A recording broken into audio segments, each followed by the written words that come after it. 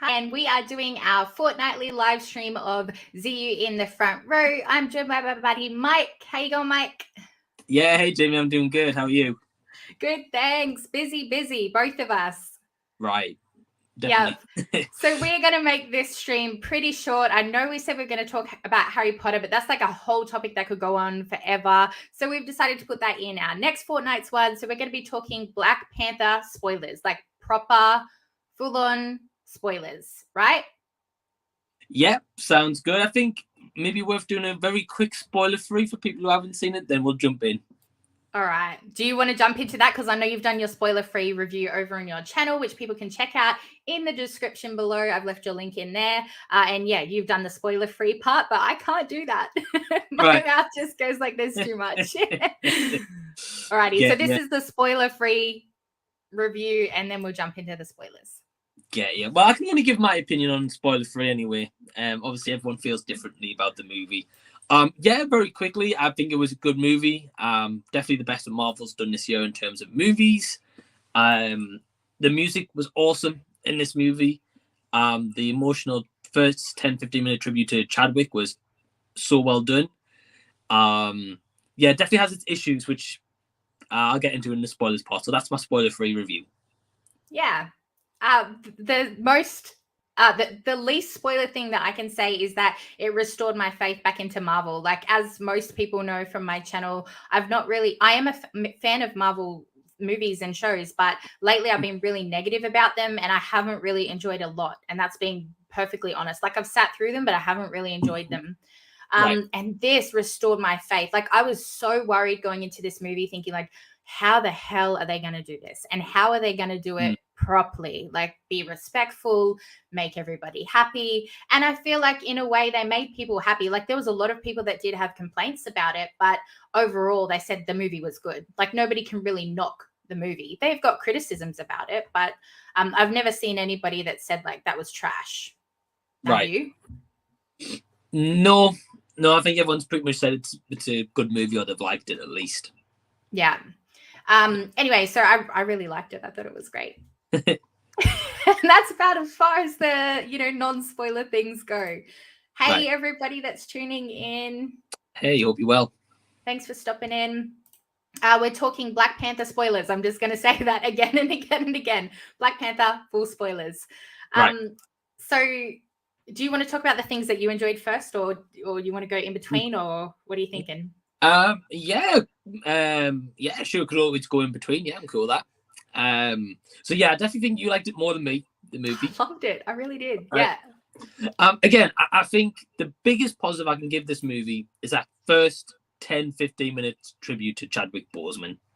As soon as it did that funeral scene at the beginning, which was beautifully done, even the coffin with like him like that, I was like, that's awesome. Right. And then even like the beginning intro when it has the Marvel Studios and it's all just images of him and it was just silent, no music at all.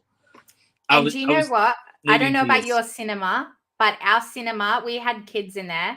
And that doesn't happen often because it's gold class. So you paid like a lot of money and it's, over 18s usually, unless you've got a parent. There's alcohol there, things like that. So usually it's like a lot mature audiences, I would say, as the audience.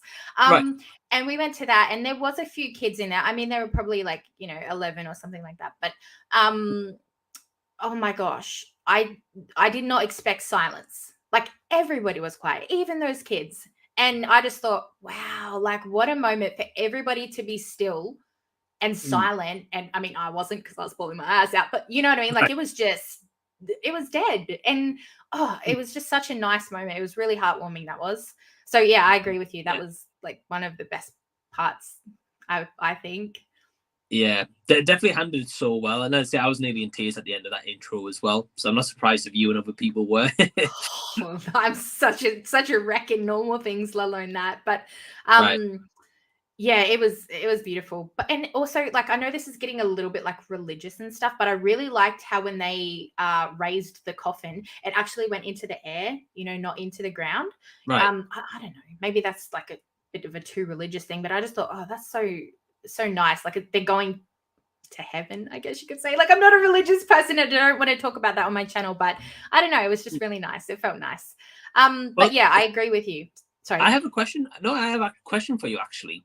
So when the coffin gets raised up in the air and it goes on that ship, like, where did it take it?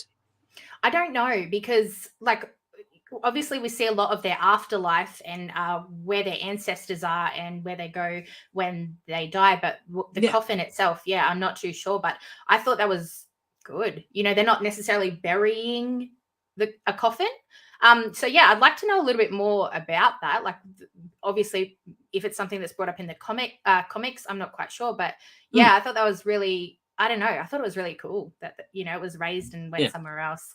And then obviously they get the sheet and thing back to burn later on. So I'm not quite sure what the ritual is as to where the coffin actually goes, but very interesting. Very interesting. I mean, we'll talk about it in a little bit, but it's got to be something where they have them coffins where people can go see it, surely. Because Do you reckon? because of like the end credits scene, especially when we'll get to that. Okay. Just seems obvious, like they're gonna have to have that in at some point. Okay. So first thing I liked was Chadwick Boseman tribute, which I think we both agree with. Yeah. I think for me the standout in this movie was Angela Bassett as Queen Ramonda. Oh yes. Just that speech when she's going about my family, you've taken that, I've got nothing left, kind of thing. Like that was powerful. That like just stopped the room, kind of powerful. So I think she was great. I think Letitia Wright was great as Shuri. Especially as this movie original script probably wasn't her taking the helm and forefront of that movie, just like a brother and sister relationship. Obviously they would have had probably in this movie again. I think like she took the reins really well. I also liked Namor, however you say his name. Him and his underwater world empire was stunning. That was awesome. I've got some footage of it here. I might be able to pop it up. Cool. I'll just make sure it's on silent. But oh, sorry, I'll take that comment off first. Sure. There we go. I really loved the underwater scenes as well, and I think his name's Namor. But oh my gosh, I thought he was fantastic. And honestly, like I knew that there was going to be like a war between them, right? But at the start, he was just such. I don't want to say a good guy, but you could really.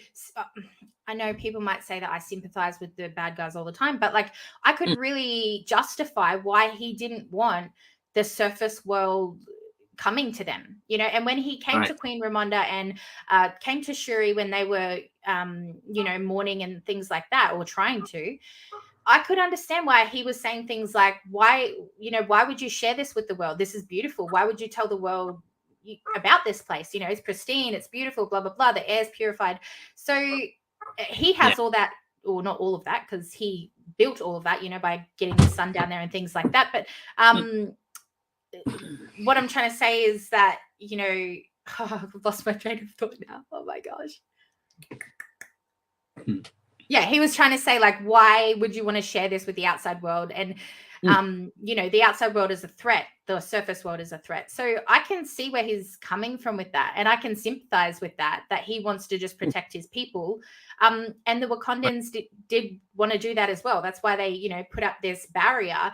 And to the rest of the world, they were like this poverty-riven place, when really they had technology and resources and stuff that nobody even knew existed. So I can see where he's coming from, and I thought he was great. But then when he became this, that proper threatening Queen Ramonda, and he was scary. You know what I mean? I was like, this guy ain't messing around. And then when he came for war there, he wasn't messing around. It was good. Sorry, I don't know if you want to watch it or not. Back. No, it's good. I mean, I've seen the movie, so it's all good. I agree. Yeah, I think one of the maybe stupidest elements, I guess, in the movie they had was with this war, is like Namor like outright says to Queen Ramonda, he's like, "You don't want to mess with me. I've got like armies bigger than your entire like population." And I know they've got like M'Baku and OK and like stuff like that, like to like defend Wakanda. But I'm like, I'm sorry, but none of them is going to beat that entire army of these blue people. It's just not happening. And especially that boat scene at the end, like that they're pretty much, fighting for their life, and they're almost going to die. Yeah. And that was not even half his army, if that. Yeah. So yeah, I like them all. I think it was cool, and the underwater world was like the CG in there was beautifully done. Yeah. I really liked the ship scene. I know people are like complaining about that, but oh my gosh, one of my favorite. Actually, I'll get that video back up because I'm sure it's in that. It was when Shuri was swinging from how do I pronounce it again? Okoye. I think that's how you pronounce it. My accent's yuck. Anyway, my Michonne, when she's swinging from her spear, and then she comes across and she's like taking out all these, the army and stuff, and she like the claws are coming down the ship. That scene was so freaking cool. It was so badass. I'm pretty sure I've got it in this. And I thought, oh, that looks so cool. That was my second favorite. Oh, not that far ahead. Ew. That was my second favorite scene in the thing. I'll just let it play. But I thought that ship scene was really cool. Even though they were getting overrun, it was just, I thought it all looked good. And I really liked that it was a battle. It wasn't like magic. It wasn't, like they were proper using their fists and using like weapons. It was none of this, I don't know. It just felt so like on the battlefield, you know what I mean? Like a real war, I guess. Yeah. I really like it. Yeah, that scene where she's like clawing down the ship. This is it. Pretty much.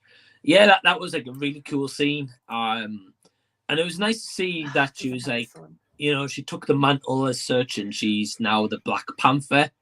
Like that bit I really enjoyed, and I felt like the new suit looks pretty cool as well.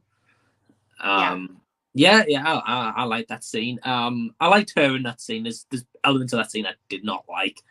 Right. But I'll get to that when we get to our negatives. The cons, yeah. What I did like too is that they addressed the elephant in the room, like his death straight away. They weren't wasting any time on any of that. It was straight to the point, straight to silence about, what happened. And I like that they did that because if I'm being honest with you, and I don't mean this in a disrespectful way at all, but I really didn't want the movie to be all about Chadwick. And I know that you mentioned in your review that, you didn't feel that they addressed that enough or respectfully, or don't quote me on that, but that was your thoughts, right? Yeah. Yeah. Definitely. That's more my negative, so I'll talk about that in a little bit. Okay. Well, I was the opposite with that. Like, I'm really glad that they addressed that and they got that. I don't want to say out of the way because that sounds really horrible, but I'm really glad that they like knocked it on the head. This is what happened. This is how he died. I think they called it an unknown disease, which really like cancer, it's not unknown. It's very common, but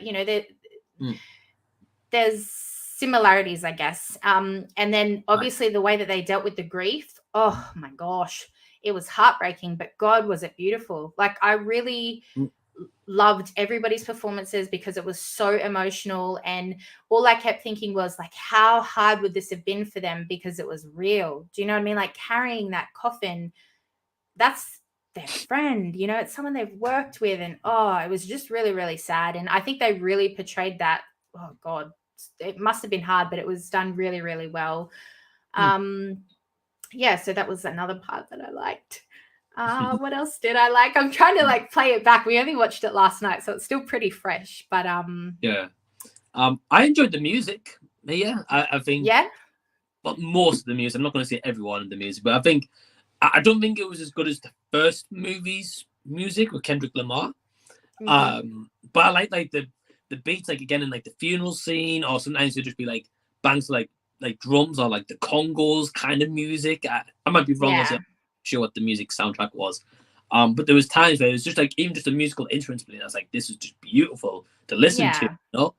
So yeah, I think the music was definitely a big attribute to the movie, but the first one had great music, so I was kind of expecting it, Yeah. I really liked how Shuri went through like this stage of, they're all about their rituals, and they're all about I guess you could say rituals and tradition.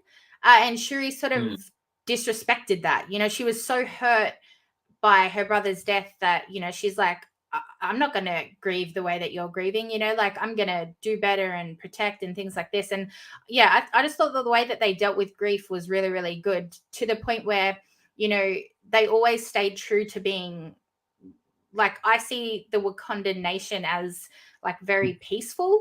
And even when Queen Ramonda there, she went to, I think it was the courtroom or whatever that was going on there. And, you know, the government had come in and tried to, you know, attack them for the vibranium and whatnot. And when they brought them back, they could have killed them, let's be honest, you know. Right. And she brought them back, and she basically said, you know, next time it'll be considered, you know, an act of aggression, and we won't show mercy, or whatever her lines were there. And I thought that's really good that, you know, they're trying to not be the aggressors. And even at the end, when we see, you know, her come to Shuri in the vision, or however you explain that afterlife sort of visions, she said to her, like, show him who you are. And that, fucking nearly cried in that part, because I was like breaking, like, that's who they are. You know, they are forgiving, and he was noble. You know, Chadwick and the original Black Panther, they were forgiving, and they did want to welcome, you know, the surface world, if you could call them that, but, you know, the world in, but they didn't want them to use those resources, you know, for bad. So, just hearing that, you know, like, show him who you are. I was like, oh my God, that is who she is. You know, she's not broken from her grief, and she's still that, like, kind, forgiving, super smart girl. And I don't know, just the whole thing made me emotional. But yeah, that was another moment that was really nice too. Cool. Yeah, just shooting random fun facts that I liked in this. So sorry about that, everyone. Anyway, yeah. Anything else you like before we jump into the negatives? I like the cinematography here, and I think like the shots of like the Wakanda, and even like the newer shots we get, which we haven't seen of the kingdom before. I think that was done really well, and they kind of just like helped, I guess, like like audiences like expand like Wakanda like horizons, and be like, oh, so this is maybe another side of Wakanda we haven't seen yet, but it's just as nice as the rest of the main kingdom we see, you know? Yeah. So because yeah, like, a lot of the stuff that we saw in Black Panther 1 was like the train. I know it's not a train, but you know what I mean? Like the transport side of things. And that's all I really remember as like seeing, maybe there was more, but yeah, this was a lot more like ocean and, you know, village, you know, the villages and stuff like that. So yeah, that was also nice to see. Yeah, it looked great. The action was great. I thought obviously the acting was fantastic. The stuff, because I did say that I loved it, but obviously there was parts in this where I was like, I honestly felt it went a little bit too long. And that's because I felt like the part with that Everest Ross and Val, I get why they put her in there. You know, like they're setting up for Thunderbolts, or they're setting up to what if she's going to be in something before that. I don't know, but they needed her in there to set something up. But I was just like, God, she's in there for so long. You know, like they're in the car together, and she, you know, the beads were buzzing in his pocket there, and she said, like, oh, you need to take that or something. And then he dropped her off, and she walked into the school or wherever she was going into. And I was just like, did we really need that scene? You know, it just, I don't know. It dragged on a little bit. I mean, it was nice to see him pop up, because obviously he did play a big part in Black Panther 1, you know, like Shuri revived him, I guess you could call it. So it was nice to see him, but I do feel like those scenes went on a little bit too long. What do you think? Yeah, so going into my negatives here, so this is where I'm probably going to go off it a little bit here, but yeah, no, go for it. We'll do a bit at a time. So I'll address the Martin Freeman bit first.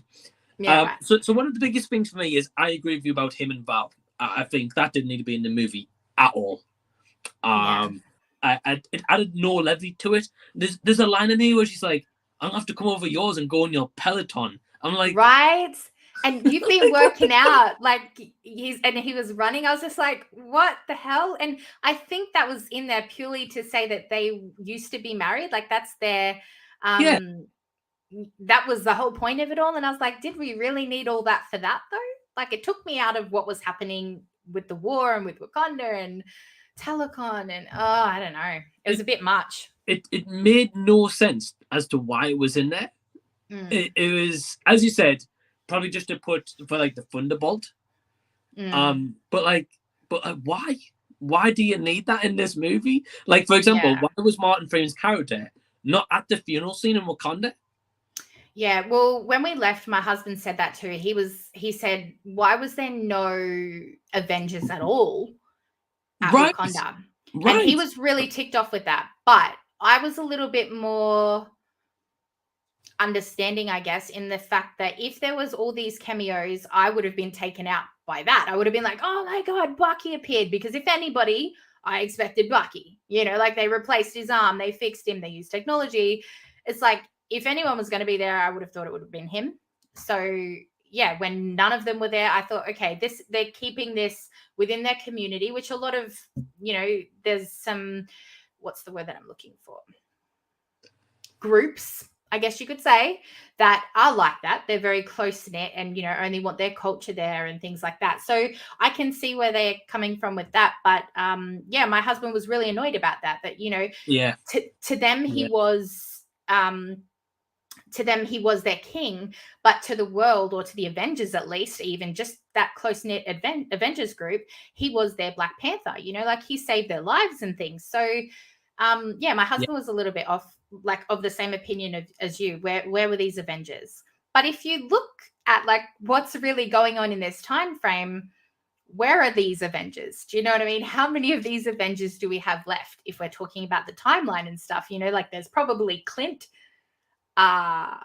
Thor's off doing God knows what. Do you know what I mean? So it's like, who really could have been there?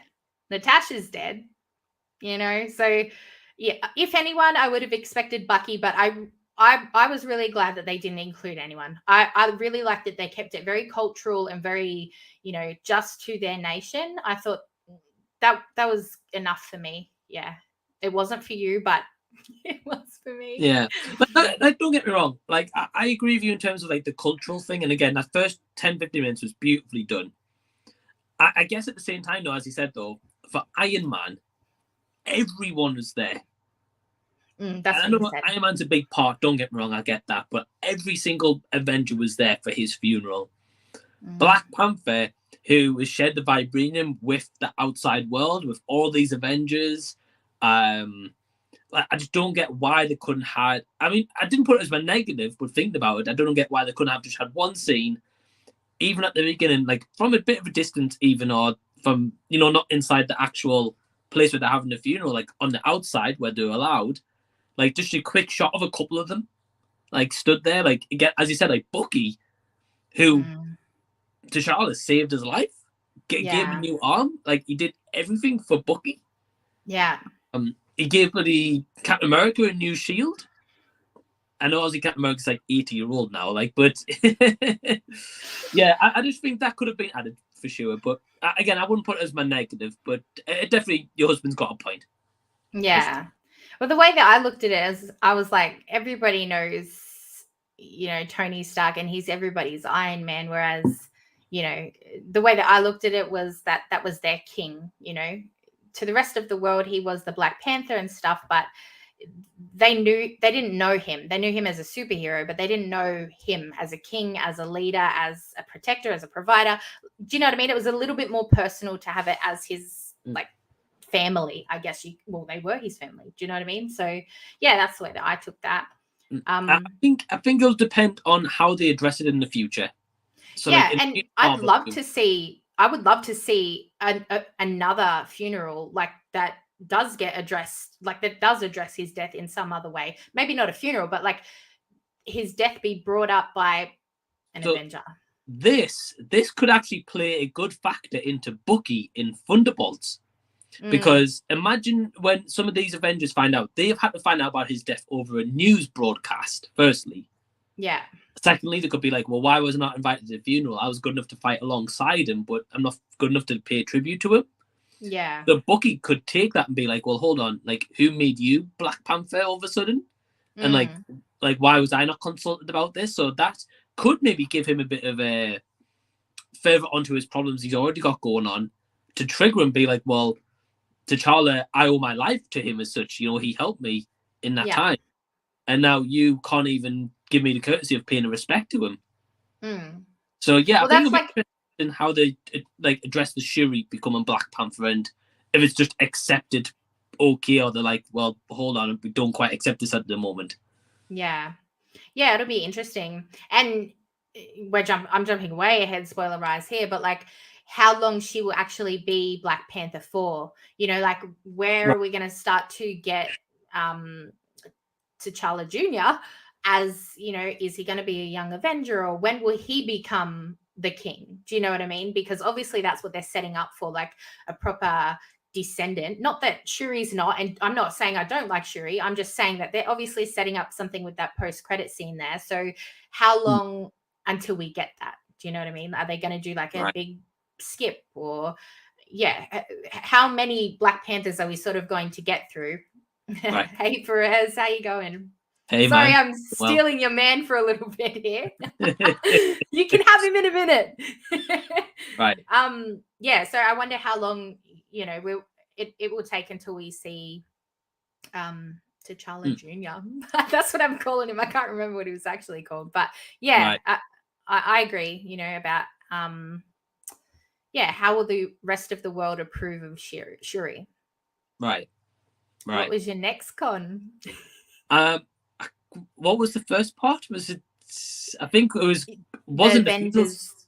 The Avengers not being at the funeral. That was or not a con, but that's what you were disappointed with. Yeah, because I think we were talking about something else, and then we got into that. Yes, I am a busy man. Probably. We're so off track tonight. This is the worst stream I've done. I'm so sorry, everyone. All right. So the second con I've got is the CG in this movie. So for me, as I said before, the underworld scene was so well done, and like I couldn't tell that was CG. I mean, odd little spots, yeah, but for the most part, I was like, this looks so incredible. Like when he's floating down onto the throne, I'm like, wow, it just looks so good. Yeah.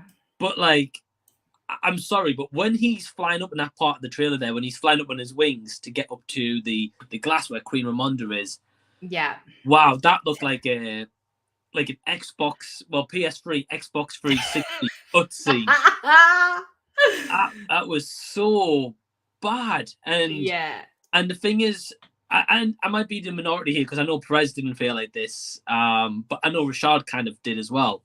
But in that scene, when he breaks that glass, and obviously it leads to the death of Queen Ramonda, this is the thing. I was taken out of that scene completely because, the CG was that bad. I was like, it was just like, it just looks that, in my opinion, it's just, I thought it looked that bad. I was like, it doesn't even look like he's flown up there to start with. I was like, secondly, it's like, that just took me out of the bit where I should have really felt emotional and been like, Queen Rwanda, no! Shit, I can't believe she's died. Okay. Like, it took me completely out of it. Yeah, right. That's interesting. A couple of moments, like with him in particular, the CG looked bad. In Wakanda, mainly, when he was in Wakanda, Underwater Part, fine. Wakanda, no. Yeah. Yeah, that's interesting. I did notice it. Like, it did look not really the best compared to the underwater stuff and obviously the location stuff that we saw. But it didn't take me out of it at all. But I did notice that, you know, when his wings were fluttering and stuff like that, and that like jumping, I don't even know what you call that shot, but that looked a little bit cringe. And also there was another scene. I can't remember who speaks in it, but he like dives off the edge of the bridge. Like there's a bridge and he like, I don't know if it was in that or not.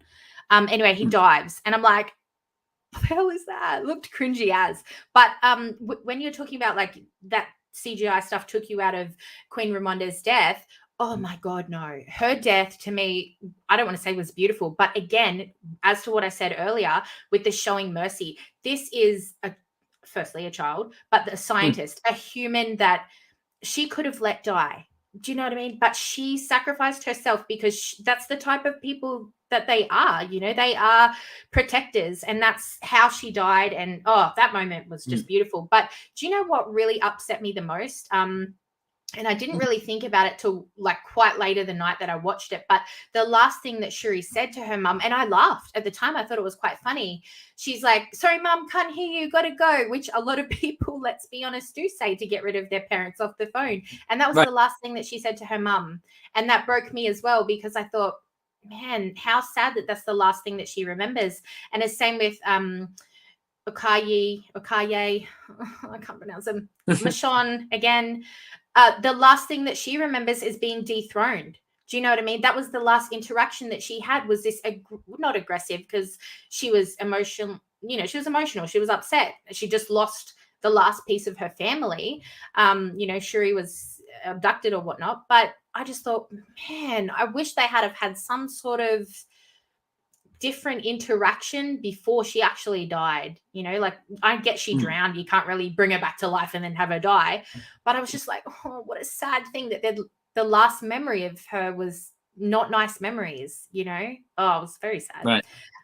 Perez is going off down here, so I'm just going to pop these up for a sec. I love it, Perez. Thanks for we interacting. definitely disagree, me and him, on a lot of things. So oh, well, I think I agree with Perez. I really loved this. This movie really shined with its practical sets, costumes, and locations. Yeah, especially the locations. I loved it. CGI is definitely noticeable. Yep, as we said. But it was definitely way better than final CGI of the first Black Panther. I've got a question about that in a sec. T'Challa versus Killmonger on the train tracks at the end of the first film looks unfinished. Yep. Oh, good that he called them train tracks, because I called it that and I was like, that does not sound right. I know it wasn't a train track, but good. That's good. Right. There's a moment in the movie where Shuri and Nakia speak in front of a green screen, and that was the worst visual moment of visual effects for me. Yeah. Traumatizing. Yeah. Again, it's like it took me out of it, and I think one thing that didn't help in that scene for me is, so we talked a little bit before about, my main negative was like, well, one of them was about Martin Freeman and Val in the movie. I also didn't like Ironheart at all in this movie. Really? Yeah, I just think, like, don't get me wrong, the actress who plays it, that Dominica Thorne, I've never seen her before, so she's brand new to me. And I think she did a good job for what she was given.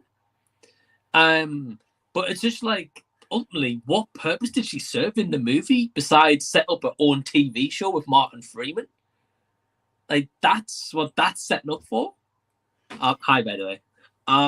So I just feel like she was kind of redundant, and then also it's like, why the name Ironheart? Like, I thought Iron Man gone. Like, if anyone's going to take up Iron Man mantle, it should be like his daughter or Potts. Like, that for me should be like Iron title. Or you got bloody Terrible War Machine while we're at it. Oh shit, that's from our last stream, but we really want to get into that again. Bloody hell. Nah. But like Ironheart, for example, she didn't really do that much in this movie besides save the one girl from under the water. That's all she did in that movie. And then at the end, it's just like bloody Shuri's like, oh, do you want to stay? You know, like, with the place here for you. She's like, nah, I want to go back home. I'm like, are you kidding? Like, this beautiful kingdom. I know, but she was the motivation for me. You know, like, she was the scientist, and they wanted to kill her off, and yet the Wakandans were like, no, like, we're not just going to kill this child purely because she's smart. So she was like the motivation behind showing us that what type of people they still are, despite losing their king, despite the outside world or the surface world, whatever we're going to call them, despite the people of Earth, you know, blaming them for things that they don't do and wanting to steal their technology and stuff like that. They're not bitter. They're not aggressive. They're not bitter. And I think that they needed somebody to be introduced to show that, like that caring, emotional side. And what better way than a child, let's be honest, and a smart child, a child that, you know, is going to be an Avenger and a young Avenger eventually. And I'm not quite sure with the name because I haven't read comics. I hear bits and pieces of comics, but I think that she was like really close with Tony or something like that. Like Tony was fighting Captain Marvel, if I'm correct.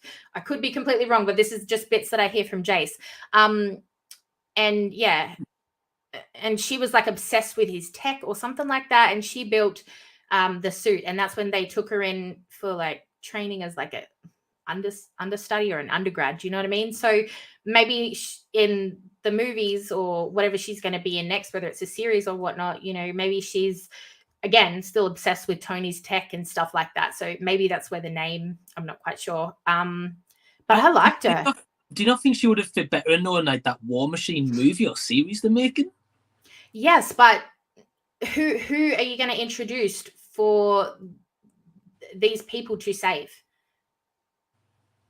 I just don't think she needed to be in this movie. Like, I think the movie was bloated enough with, you know, the Battle of Talokan and then the Wakandians, Chadwick's death. Like as we said, like the Martin Freeman bit, like that, which does kind of filter into Ironheart to an extent because Martin Freeman's gonna be in that show. Yeah, like I get that every Marvel project like has to tie something brand new in to get to the next project.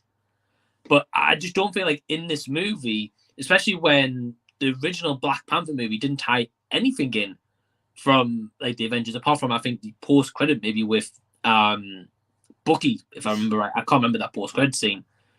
But it tied nothing in with the rest of the Avengers. It was just its own movie. And I just feel like this movie was just like Ironheart to throw in for a TV series. Again, down the line in like a year and a half time. I just think, how would the world why would the world be coming after Wakanda? Like, how would this war have ever started if not this girl making the technology to go into Talakon? Is that how I pronounce it? Yeah. Into Namor's territory. Anyway, let's call it that. How would no one would have ever been smart enough to go down there because nobody is smart enough to make that tech apart from this girl. So I'd just like, well, where would the conflict come from? Like, where would this war have started from? Because let's be honest, it all started when she made this technology, whether it was, you know, unknowingly given to the government or whatnot. But she made this technology that was capable of going into their territory and finding vibranium. And that's what really escalated this surface world war, which then obviously Namor wanted help with from Wakanda. And obviously the surface world thought that the Wakandans were in on it. So I don't see how there could have ever been a conflict, how there would have been a movie, I guess, without her. That's my opinion anyway. I could be completely wrong. No, I get what you mean. Again, I mean, well, she's caused that root problem to start with, so that's another factor why it's useless. She started a war, which didn't need to happen. But obviously that's overthinking it. Obviously that's for another matter. But yeah, again, I think this kind of goes into my negative here. And obviously this is where I disagree with you, and obviously Perez disagrees with me, etc. It's like I still feel like this should have been more of like an emotional movie and more focused. Not saying like Jesus, no more emotion, Mike. No, I think it did, because I think after that first 10-15 minutes, I think it lost it for the movie, because I feel like Shuri, so right at the beginning of this movie, it starts off immediately. Shuri's like, she's trying to find a cure because she's like, my brother's ill, he's about to die, I need to try and find it, right? So imagine that weighing on her from that moment. Like, her older brother, the king, she wasn't able to fix the Herban DNA and ultimately died because of that. And they played that into the movie. They didn't just say, oh, he just died of the illness. There's like, she couldn't get the herb to fix him. Essentially, that's how they put it. And I feel like the movie should have been more of a character study on her and focusing on her, like, going through that grief and, like, not talking to anyone, angry with every single person. Do you not think that it did that? Nah. It did at the beginning when they were like, oh, she's thrown herself into a technology and that's all she's doing. Great. Like, yeah. But then as soon as it's like Ironheart's introduced, she's like, oh, let me go wear a purple tracksuit to Michigan or wherever I'm going to. and then they're making makeup jokes, and I'm just like, oh, come on. I just feel like it should have been more focused on Wakanda. And yeah, the emotion was lost for me. And that's why I said I didn't really feel the emotion with Queen Ramonda when I should have really felt that moment and be like, oh, crap, like Shuri's got no one to turn to now. I was like, nah, I'm like, she's going to be okay. Yeah, right. Again, this is where I completely disagree probably with you and Perez and a lot of people. I feel like the movie was missing that for me. Okay. Yeah, that's interesting. As I said to you, I was the complete opposite because to me it was all emotion. Like I was sad almost throughout the whole thing, but I guess I was overthinking a lot of things too, like, you know, the things that I mentioned before about the last words and things like that. But yeah, I thought it was very emotional. And like, as I said to you, I didn't want the whole thing to be featured around Chadwick. Do you know what I mean? Like, and I know that I don't mean that in a disrespectful way at all, but I just didn't want the whole thing to be about Black Panther's death. You know, the death. I didn't want that overshadowing the whole movie. And if you're putting it in the way that, you know, you're suggesting it should have been about that, where do we not move on, but where does the story sort of get past that? Because I felt like it was all about Shuri's grief and her moving on from being this broken, grieving girl. And she went to the city or wherever we met Ironheart there. She went there because, you know, they said you should probably get out and, you know, that might help you and things like that. She wasn't, I guess she was willingly wanting to go, but I don't know. I feel like it was about her growth and things like that. And even her conversations with Namor in the underwater part, you know, where she was saying, you know, what you've built is beautiful and things like that. You know, she was sort of becoming a leader then. You could see her transforming into not necessarily the Black Panther, but her, what's the word I'm looking for?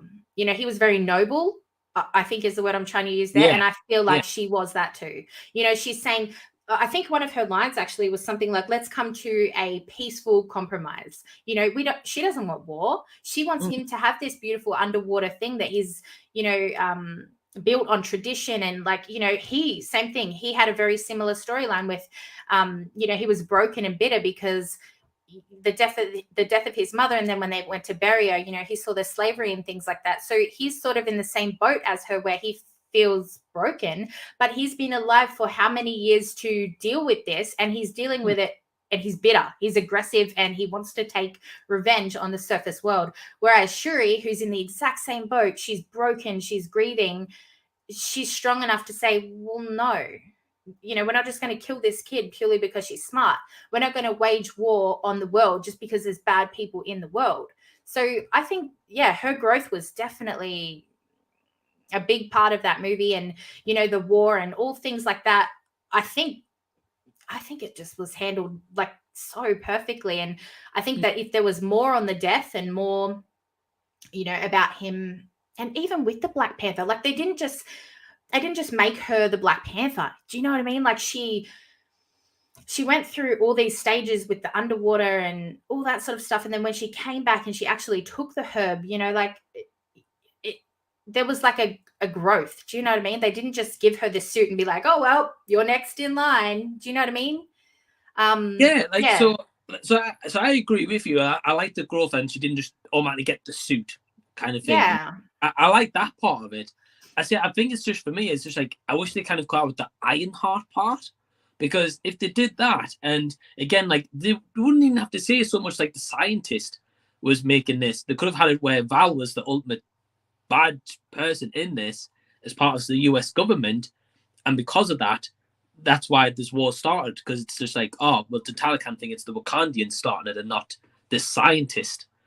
And you know, the US government's kind of getting away with the whole thing in the background.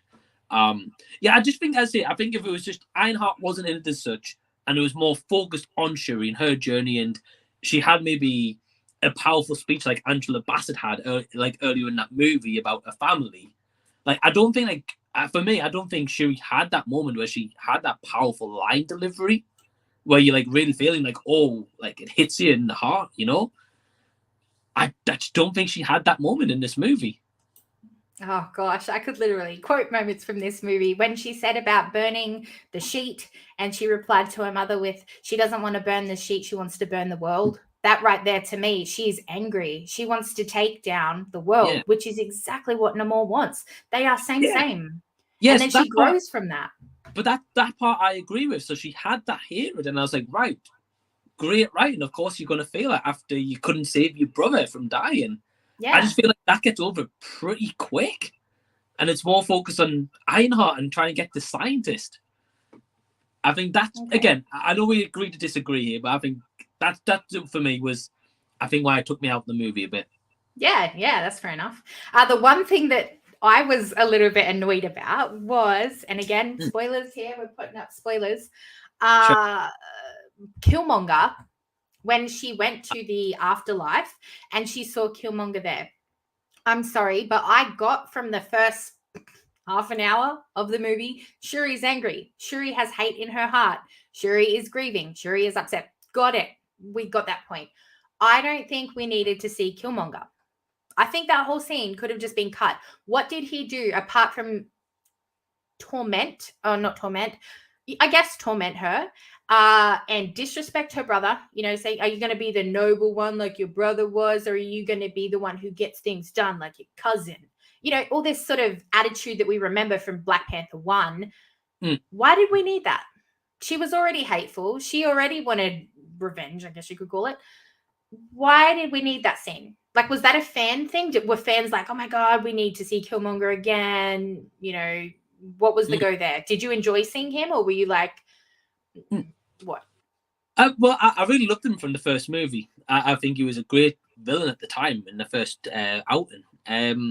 Again, I think this is where it factors into the story and how I would have liked to have seen it play out. And I think, like, at the beginning, say, for example, if eventually at the beginning she kind of found the herb that would have ultimately fixed T'Challa, and she takes the herb to become the Black Panther, like, that could have fed into her anger and being like, like, why is she seeing Killmonger? Like, why is she not seeing T'Challa right now, and that kind of feels into, okay, well, she's doing this for vengeance and not actually because she wants to help, And then maybe later on in the movie, at some point, she has like another experience, and that when she sees Queen Ramonda, which it does reiterate into kind of towards the end. That's who she sees in like the afterlife or wherever that is. Bloody Valhalla, but in Black Panther. Yeah. So I liked seeing Killmonger. Like, don't get me wrong, it was cool to see him. But yeah, I think I kind of agree with you. I don't really see the purpose for having him there, apart from a cool cameo from the first movie. That's what I felt like it was. It was like, give the fans what they want to see. And don't get me wrong, I want to see it, but I didn't want to see it, if that makes sense. Like, I just thought, what a waste of the scene. Like, why not show me more? Show me more of the war. Show me, I don't know. I just think that that scene there with him, and obviously we've talked about, Ross's scenes in there and with Val and stuff. It was too much, like, I just wanted a little bit more of the story and not so much about the like other stuff. The interaction between them, for example. Sorry, I don't know if you want me to keep reading that or not. No, that's fine. So this comment relates to what I was going to say. Is okay. So when she sees Killmonger and he's like, "Oh, you're going to be noble like your brother, or you're going to be vengeance like me," for example.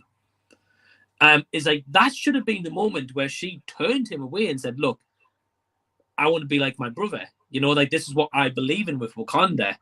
Like, that should have been like the realization moment. But then after she takes that herb, she kind of does go for a vengeful route until she sees Ramonda when she's about to kill Namor. And I just feel like at that point, if they're going to have Killmonger, they should have been like, well, okay, you've appeared here, I didn't want to see you. And that just reiterates further as to why I don't want to do this for vengeance route. But it's just like, she takes the vengeance route that he has over being noble like a brother. Yeah. I don't know. I just think that whole scene was, I mean, I know Perez said that it was important to show, that what she could have become, but I gathered that from the first, I gathered that from what we already saw, who she can become. Is she just said she wants to watch the world burn. She's hurt. And you can justify that. Like, of course, we understand. But yeah, that moment at the end, that was probably one of the biggest moments of the movie for me as well. You know, when Queen Ramonda, said about, show them who you are. Like, oh God, I cried then as well because I was like, that's who you are. Like, you're a good person. But she does take Killmonger's advice though, because he's like as you said, it's like show them what you could become, and that's what she did. She did it purposely for vengeance, you know. Because M'Baku later on in that battle scene was like, should we really kill him? Like, that's not what we do. And she's like, yeah, I want vengeance. I want to be the one that stabs him or something like that. I can't remember. I want to watch him. Yeah. Right. Yeah. Right. It was so she says that. So I'm like, so after everything that your brother's done, you're going to actually go on the side of like Killmonger? You know, and again, I think that should have been the turning point, really. When T'Challa went to the spirit world, he saw his father and the previous royalty. In that moment, he had to decide to follow in their footsteps or tell them they're wrong and be his own man. Felt similar, for Shuri for me. Yeah. So T'Challa though chooses to be his own man, and he chooses at that point, and you're like, that's when he like really has that invigorating moment and becomes like, you know, the Black Panther and decides to take on Killmonger in the first movie. But again, here it's like Shuri just gives in to like Killmonger. And it's only right at the end when she's about to stab him, Queen Ramonda's like, hold on, like, you shouldn't do that. And maybe too, I didn't really think of it until just now, but like maybe too, it was to also show that vengeance, like that revenge and vengeance, I guess, is I feel like I'm in Batman right now, is not like the correct correct path to take, because, you know, all of their ancestors were together, if I remember correctly, because I haven't watched Black Panther for a long time, but all the ancestors were together in like the, I don't want to say the jungle, but let's say country. That's what we call it here in Australia. You know, the Aboriginal land is country. Right. And so, you know, they were all within their country, I guess you could say. And yet he was where he wanted to be all along in Black Panther. He wanted the throne. He wanted to lead. He wanted to rule. And he was on the throne in this afterlife, but he was alone. You know, so maybe that is another point to make, that, you know, in the afterlife, yeah, you get what you want, but is what you want really what you wanted? I don't know. Maybe that's just quick spitting right there because I just thought of it now. But I thought back and I was like, oh, why was he by himself when, you know, in Black Panther 1, I'm pretty sure we saw all of them ancestors, as Anthony just said there. So, I don't know. That's something as well. Oh, what else was there on my list to talk about? Anything else negative? I think those were the only two negatives that I had, because I was pretty happy with most of it. Oh, here we go. No, I want to bring this up. Sorry. What we needed was Thor and Korg cracking jokes. This was the one thing, you guys know I fucking hated Thor, right? Fucking hated it. And I love cringy humor, so I thought I would love it. But I said to Jason when we walked out of the theater, this was perfect because it took itself so seriously. Like, the tone was just perfect, but it still had comedy moments in there. I still laughed in this. You know, when we did meet Riri and she was like throwing these things at them, at Shuri and stuff, and then Okaye is like something along the lines of, okay, well, you deal with, you know, this fish god with your heater. You know, like, you deal with that little girl. This heater's going to take on, you know, this man. Laughed, thought it was hilarious. And then when she's like, you should be more conscious of the technology that you're making. And she turns around and she's like, you should be more conscious of your bald head, something like this. And she called her like the devil, isn't it? I think bald devil or something like that. And I was laughing in those moments there. So when they brought Ironheart in, I thought that those moments were good moments for them to actually throw a little bit of comedy in there, so it's not so serious and not so like dark tones. And I liked it. So I thought that, as I said, it redeemed Marvel for me, because I felt like Marvel was being a little bit comedic, and this showed that you could be serious and you could have a really good narrative and still have little bits of comedy in there without being a complete joke. Bald head. Yeah, something like that it was. Definitely I'll agree that the Bald Devil, that's the one. That was the one. I definitely think like this movie had smart like the thing what Marvel does well is when they do comedy, but when it's like a smart like quip or joke like that. Like that line, I remember I did burst out laughing. I was like, that's clever, you know? Yeah. And I'm glad that this movie didn't have a lot of forced comedy in it, because I'm sick of that forced comedy gag that they always do. Yeah. It died a long time ago, and they keep riding that train. So when I was going into this movie, I was like, I hope they don't play on like a comedy a minute in this movie, you know?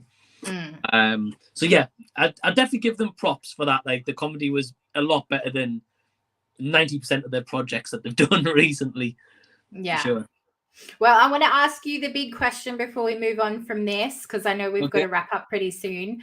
And also, Anthony, you jump in to let us know your opinion, and anyone else after the fact who watches, let us know in the comments. Do you think this was better than the original or not better than the original? It had elements here where I think it improved on the original. For me, I still prefer the original movie. Okay. One of the best elements here is like something I'm excited to see in the future is how they're going to handle them more. Like when it gets to further projects and how he's saying, oh, well, one day the Wakandans will need us, kind of thing, which is true. They're going to need them. They're powerful beings. So it's going to be interesting to see like how they handle that in the future. That I'm excited for. But yeah, I think there's elements here where it improved in the first one, but I think there's elements of the first one it was just a lot more grounded in that movie, and it's all about Killmonger taking the throne and like the bad guy taking the throne. I was like, that was just so good, and how the whole kingdom had changed their attitude and perspective, you know? Yeah. What about you? I'm going to go the opposite. And this is, again, in no way disrespectful to Chadwick at all, because he is the Black Panther to me, even though I know Shuri's taken over and whatnot, but he will be my Black Panther forever, you know, just like Hugh Jackman's my Wolverine, things like this. You know, there's people that are always just that for you. So it's in no way disrespectful to him, but I liked where the story went. You know, I like the narrative better, I guess you could say. And in the first one, I just feel like, as you mentioned, it was all about who's going to take the throne, and, you know, T'Challa becoming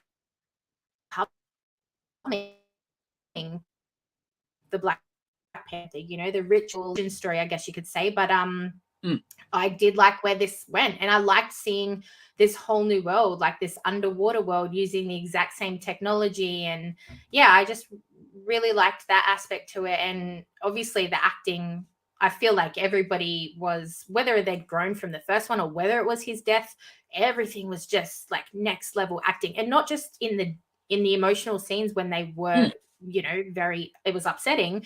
I mean, throughout the whole thing, like I thought they were perfect all the way throughout. So I enjoyed this one more. Definitely. Because of the narrative, I could say. Yeah. And now, just quickly chuck this in there because I like it. If you could have included one Avengers character, who would it have been? Oh, okay. Okay, I think especially as we were talking about like the funeral scene and stuff. Yeah, because we did mention this a bit at the start.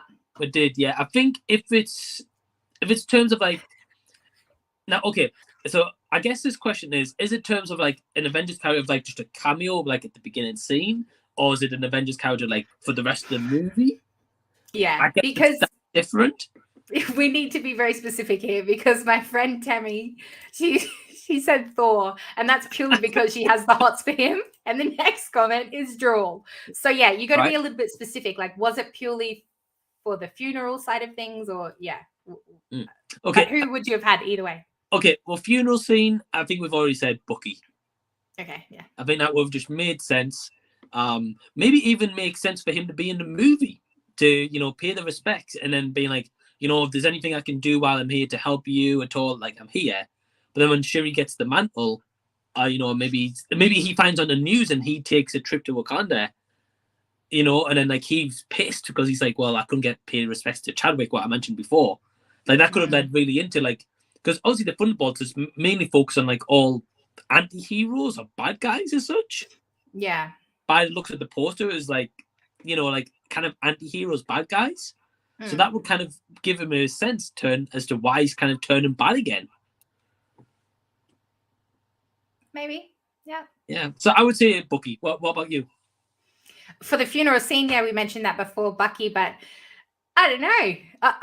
As I said before, like, it depends on like the context that you put him in, because really I was quite happy to not have anyone there. Like, I really felt like this movie needed to be about Wakanda, needed to be about their community and how that culture deals with grief.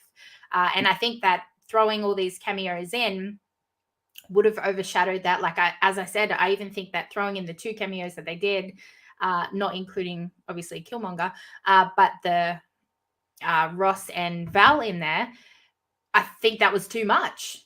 You know, I think they could have cut back on a lot of that. So I don't really think anyone could have. But if I was going to put anyone, it would have been Bucky at the funeral, if there was, normal people allowed at the funeral. Yeah. Yeah, definitely. I think it's just the Ross and Val thing. It's just because there was no really payoff to it. So after the movie, you just think, it's a bit redundant, I guess. Yeah. Hey, Sarah. Hey. Happy Saturday. Hope you're both well. I'm going to try and check out Wakanda Forever this weekend, as I'm curious to where they're taking the narrative. Okay, bye. Don't listen to anything now. Right. Nah. Yeah, we've pretty much spoiled everything. But I think that's everything that I wanted to mention. Yeah, I loved it. It gave me my faith back into Marvel that they can make a serious movie, chuck in some comedy, have perfect acting, have it look great, have it sound great, and everything just be good. There's a few complaints that I've got with it, as we've mentioned, but I walked out like, yes, it was good. Not like Thor, where I walked out going, what the fuck? Like, what the fuck? Right. So I'm happy. Right. Yeah, as I said, definitely the best movie they've done this year. Didn't really have much competition, but yeah. Oh, yeah, for sure. Yeah, this year there was some pretty crap put out. Right. No dramas. All right, well, let's move on to our next topic, which is Spirited. Oh, better take that one down. Spirited with Ryan Reynolds and Will Ferrell. It is, let me read it so I'm quoting correctly, a musical comedy retelling of Charles Dickens' A Christmas Carol told from the perspective of ghosts. This is how it goes. Each Christmas Eve, the ghost of Christmas Present, which is Will Ferrell, selects a dark soul to be reformed by a visit from 3 spirits. But this season, he picked the wrong Scrooge. Clint Briggs, played by Ryan Reynolds, turns the tables on his ghostly host until Present, which is the ghost of Christmas Present, I'm assuming, finds himself re-examining, they just wrote present, but okay, finds himself re-examining his own life, his past, his present, and his future. So this is Ryan Reynolds' obviously first musical, first Christmas debut, not for Will Ferrell, because obviously we know he was in Elf. Do you want to watch the trailer with me, everybody? Yeah, I've seen it, but yeah, go for it. Oh, have you? Oh, well, I'm going to chuck it on. Sure. Let's move on down here.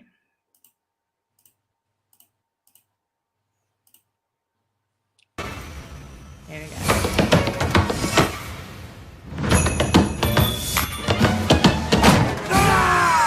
How did you know all that?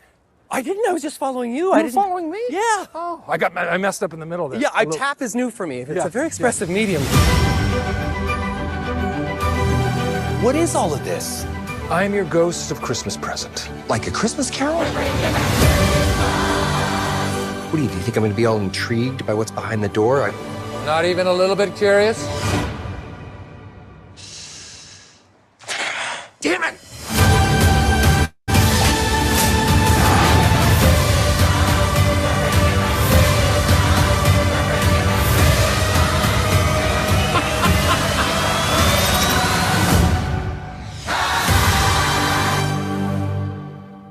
My first save, there was this little sick kid. What did they call him? It was Tiny Tim. No. Sweet kid, one crutch. No. Little Larry. No, Tiny Tim. Micro Mike. Super small Steve. Holy. Sorry, but that looks like crap. Just saying. It looks like total crap. And I'm like, Will didn't want to do Elf 2. Elf, their budget was $33 million, and I think they made like 200 210, something like that. Like over 200 million. Yeah. You don't want to make Elf 2, but you're happy to go do that? I'm sorry, but it looks like shit. Okay, so I can kind of, I guess, in a way, I can kind of defend Will Ferrell for Elf 2, because imagine creating like a classic movie, and yet again, like a classic Christmas movie like Elf, and then imagine if the script for Elf 2 was terrible, or they think it's good, but the movie's terrible. Imagine him having to live with being like, you just sold out for like a sequel, like purely a cash grab. Because I think he's even said he was offered like 30 million or something ridiculous to come back for a second movie. And he said no, because he doesn't want to be like the guy to have that pressure being like, you sold out, or being like, oh, that movie's not as good as the first one, like that kind of thing. So I can understand from a perspective as to why you would maybe turn that down. Yeah. But yeah, that Spirited looks pretty awful. No one has. I just said no one's Apple TV, so who's gonna watch it? That's true. That's funny, very funny. I just think, and the same with Ryan Reynolds. I'm like, what are you doing? What are you doing? This is something that I would expect from Hugh Jackman. The musical, the Christmas.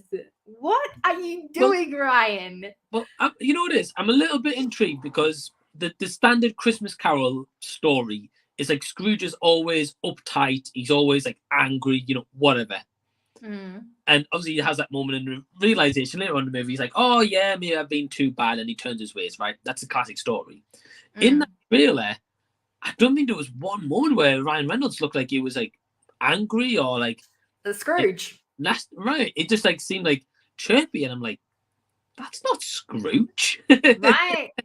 Yeah, I can't picture it. And I don't know, just the whole musical thing. Like, I don't know that I would take Ryan Reynolds seriously in a musical, or I don't know, just seeing that trailer alone, like the actual, this here, what do you call this? Like the movie poster, I guess you could call it, the promotional poster, whatever they want to call it.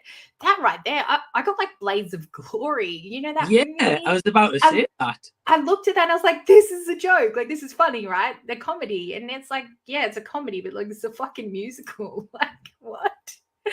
Oh, man. Anyway. I think musicals it depends how they approach a musical. So it's like Hugh Jackman like knocked it out of the park with Greatest Showman for myself.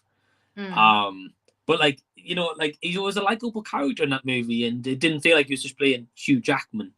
And it didn't feel like, oh, it's just Wolverine in the musical. Like, it felt different. Yeah.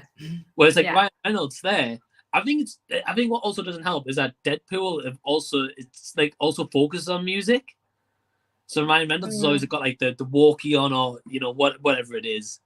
Yeah. But, like, it just feels like Deadpool. Like, I think if they presented it where, and it might be different when the movie comes out, where at first he is like, again, the typical Scrooge. He's uptight, he's like obnoxious, he's like rude to people, whatever.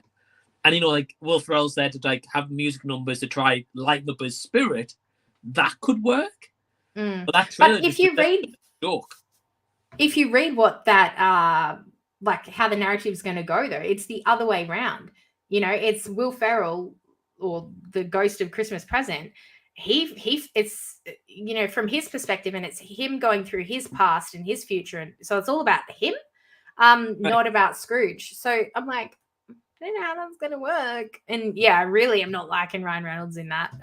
It comes out today, I'm pretty sure. So oh wow, okay, I didn't know that. I don't know if I'm going to rush out to watch it, but I'm pretty sure it was today. I might have cut the trailer a bit short to see. Yeah, I mean, I'm still listening and still talking. I'm just going to have a quick look, actually. Yeah, if you could search it, but I'm pretty sure it was today. The way he was acting, I could picture him in his Deadpool outfit and see the same person acted the same way. Yeah, Ryan Reynolds is pretty bad for that. Like, right. He's sort of a one-man show, like he always plays the same sort of roles, doesn't he? Even when he tried to do something serious with the, Green Lantern, I was about to say Black Lantern because Black Panther, Black Adam. But yeah, I couldn't take it seriously. I watched that and I just thought the whole thing was a joke. Yeah, so Spirited, it came out yesterday in America. Yeah, shit. Yeah, came out yesterday. I didn't even know because I don't have Apple. As Sarah said. It's currently got a 7.3 out of 10 on IMDb as of right now. What?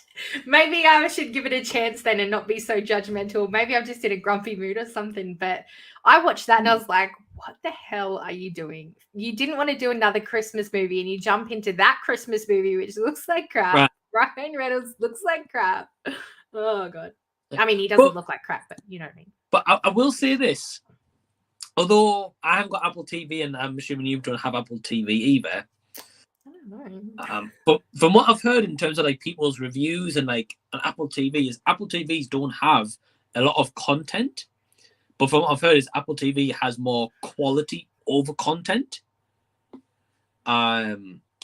So yeah, I mean, I'm going to check it out. I'll judge it when I've seen it.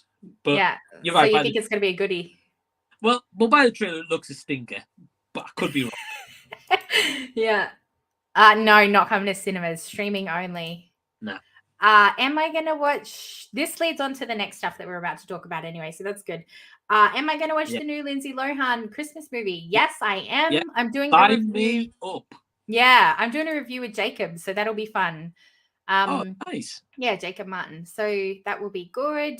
I'm excited for her comeback. I've said before in one of our other streams, I really wanted to see, I was about to say Pitch Perfect, but we've already got Pitch Perfect 2.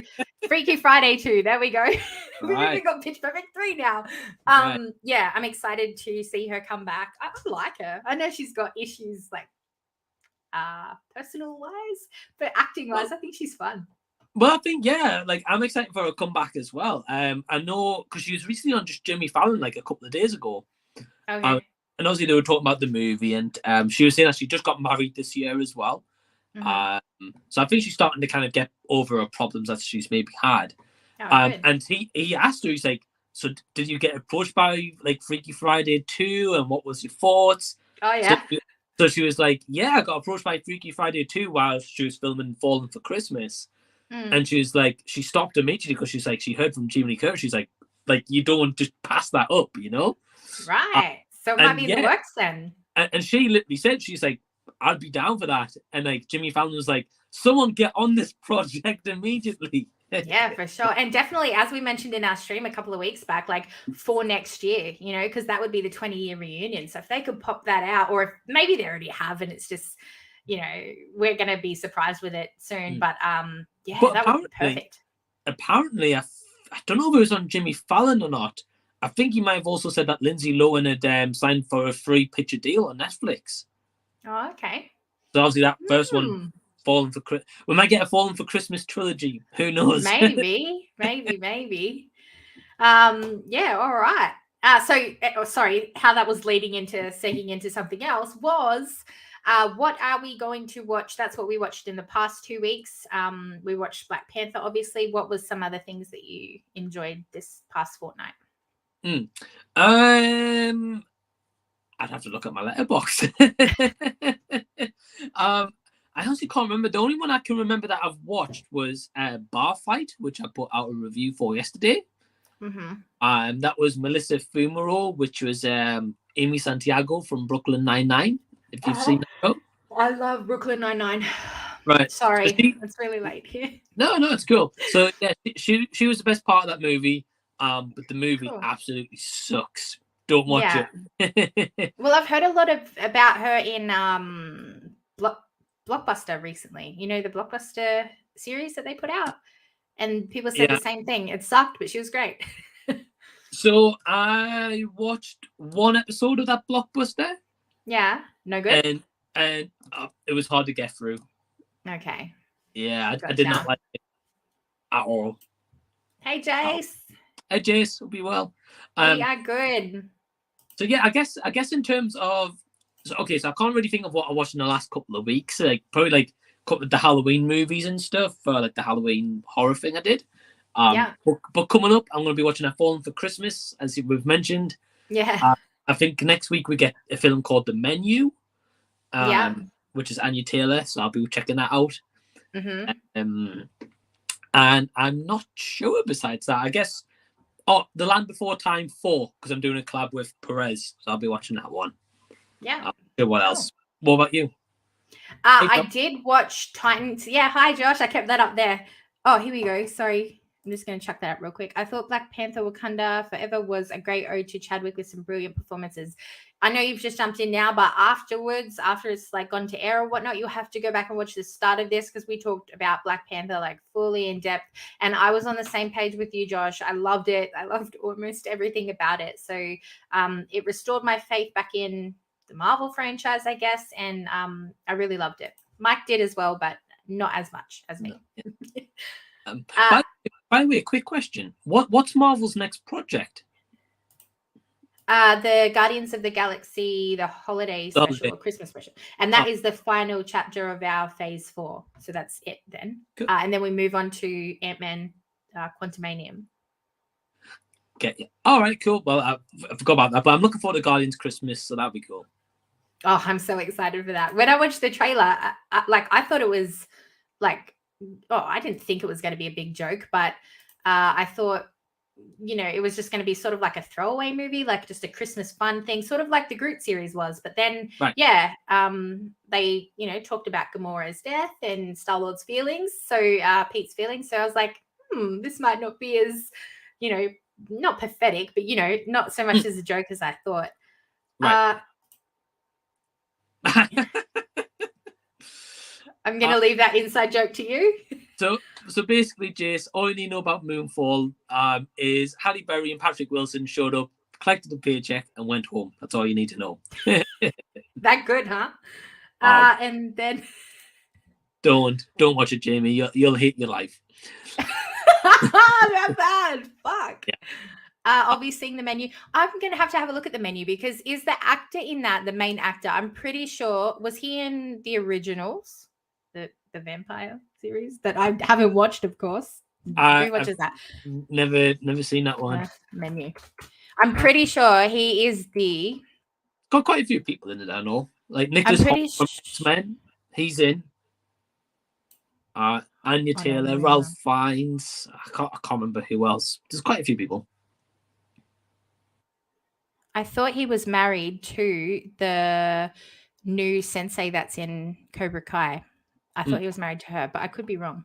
And I know Sarah from Popcorn Chat, she got to see the menu. I think she got to see it early, if I'm not mistaken. Yeah, right.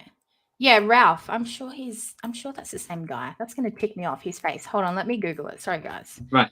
Ralph married. But yeah, I know Josh is looking forward to After Sun and Women Talking. Those two are having. Well, I've heard After Sun's going to be quite good. Living looks a bit boring. I might be wrong. Might be great, but didn't look like my kind of thing. Yeah, I'm not gonna lie. I don't know about any of that. Sorry, Josh. You guys watch way too many movies, and I'm into my series. Speaking of my series, that's what I'm watching at the moment. Obviously, Walking Dead. I was going to do a stream with your brother because we've got 1 episode left. Oh, wow. Can you hear my heart breaking? 1 episode forever. Not forever because there's spin-offs, but forever for the actual series itself. So very, very sad. Carol getting killed, do you think? Oh, mate, I'm telling you now, if she does, they're going to mess with the angry me. Right. You don't want to see me angry. You've seen it before with Thor. You've seen it before with Moon Knight. So please don't fuck up my Carol. Anyway. Cool. Yeah, Walking Dead. I'm sure she'll live. But Walking Dead finalizing, that's what's coming up for me. And Titans. I have really, really big news coming for my channel with Titans. So I'm loving it. I really enjoy that series. I know you don't watch it, but for anyone else that does, check out my channel very, very soon. Lots of cool things coming up for that. Right. Also, by the way, I just want to shout out very quickly. If anyone, hi, Gabriella. Hello. I just want to shout out very quickly. If anyone hasn't seen it as of yet, Jamie recently interviewed Chandler Rakes from The Walking Dead, by the way, which is massive, by the way. So I just want to say congrats on that. That's awesome. Thank you. Honestly, Oh, that's not his wife. I can't find that girl's wife, and that's ticking me off. It's going to bug me. Anyway, Chandler Riggs. Oh, my Lord. Like, what an experience. Firstly, super grateful because, like, I'm this nobody girl who chats on YouTube and talks crap about movies. Like, I don't know what I'm talking about. I don't know nothing. I'm just talking about what I like and what I don't like. So the fact that I got to chat to anyone in this industry blows my mind every day. But the fact that I got to talk to somebody from a show that I absolutely love and I have loved for 12 years of my life, you know, like that's like, you know, somebody interviewing Daniel Radcliffe who loves Harry Potter, or, you know, like it's just such a big thing. It's a big part of you. And it was a really big moment for me. Oh, so cool. And I regret not asking, you know, like all the things that I could, but it was at a con. So, you know, it was really rushed. But again, I'm just super grateful for that. But again, that's not my last interview. I've got a few cool ones coming up. So, if you like Titans, stick around. Awesome. Here, Josh is going to London Film Festival. And yeah, I know he's battered movies this year, Josh. He's on a streak. Yeah. No, that's good. Anyway, I'm glad that you get some free time to watch lots of stuff. That's good. Right. Anyway, so yeah, I think we'll wrap it up there with what were you watching in the next few weeks? You said the Lindsay Lohan movie. I'm going to watch The Menu, and I've should have screened it for Monday, so I'll be watching that movie, and Land Before Time 4 because I got a collab with Perez I need to do. Yeah. And mine was going to be more Titans, and there's a Netflix series out called The Bastard Son and the Devil Himself, and it's with one of the guys who's now in the Titans. He was also in the Batman as well for a little cameo there. So I'm excited to watch that as well. They're my two things coming up.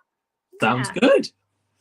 All right. Thanks so much for jumping in and chatting with us, everybody that has contributed so far. If you're watching after, thanks for watching as well. Thanks for jumping on, Mike. Yeah, welcome, Jamie. Been a blast, and thank you for having me on again, and thanks to everyone watching live or after the fact. Yeah. All right, guys. Take care. Bye. See you, everyone.